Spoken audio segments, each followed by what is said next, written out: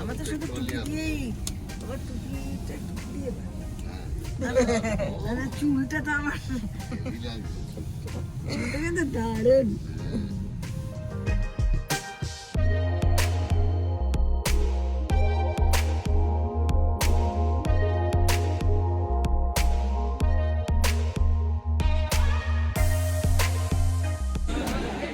30 December ওই 4:30 নাগাদ আমরা পৌঁছে গেলাম জগদলপুর স্টেশনে।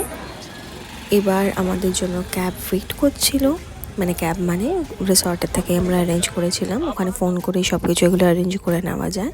তো আমাদের পিক আপ করে এসছিল আর আমরা তারপর রিসর্টের দিকে রওনা দিলাম।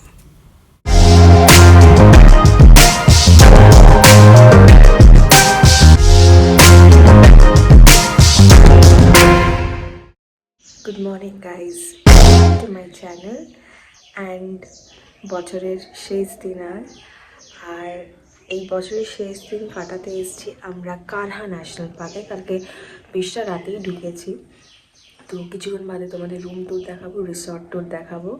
তো এখন যাচ্ছি ব্রেকফাস্ট করতে, এখন 9টা বাজে, 10টা অবধি ব্রেকফাস্ট আছে। কোথায় থাকছি, রুম কীরকম, সার্ভিস কীরকম, পেছনে ভিউটা দেখো, সব দেখাবো। আমাদের রুম হলো 117, তো ভেতরে পরে গিয়ে দেখাবো, আগে ব্রেকফাস্টটা করে নেবো।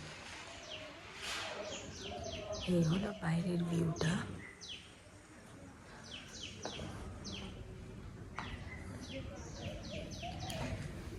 এইটা হলো মা আর বাবার রুম।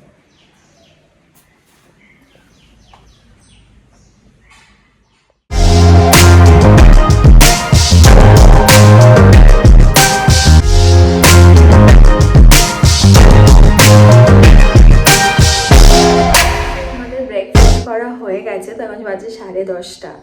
তো আমি আমাদের আফটারনুন সাফারি আছে, তো আফটারনুন সাফারি করার আগে মানে রেডি হওয়ার আগে আমি ভাবলাম যে রুম ট্যুরটা দিয়ে দিই। তো এইটা আমার এন্ট্রেন্সের দরজা, যেটা আগেই দেখিয়েছিলাম আমি। তো এবার আমি রুমটা দেখাচ্ছি। So this is the room.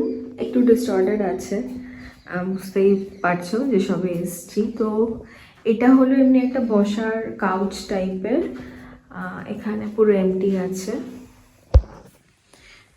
তো দিস ইজ দ্য বেড। এখানে একটাই ডিসঅ্যাডভান্টেজ, কোনো ওয়ার্ড্রপ নেই এখানে। তো এখানে আমরা একটা আনলা টাইপের দিয়েছে ওরা, তো ওখানে আমরা জামা কাপড় রাখছি।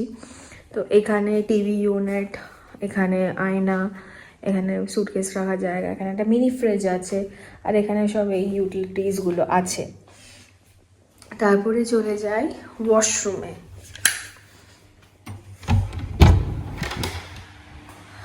Washroom is huge. তো আমরা আছি কৃষ্ণা জঙ্গল রিসর্টে। তো এই রিসর্টটা বেশটাই পুরনো। তো আমরা আছি এক্সিকিউটিভ রুমে। তো ওটা সব থেকে বেস্ট রুম, যেটা রিসেপশনে বলে, তো ওটাই দিয়েছে আমাদের। তো অ্যাজ অফ নাও ভীষণই নিট অ্যান্ড ক্লিন। আর একটা দুটো ডিসঅ্যাডভান্টেজ আছে, যে রুমে ক্যাবিনেট নেই আর ইন্টারকম ফ্যাসিলিটি নেই। তো ওই রিসেপশনিস্টের নাম্বার নিয়েই ওকেই ফোন করে জানাতে হবে if there is any problem or anything.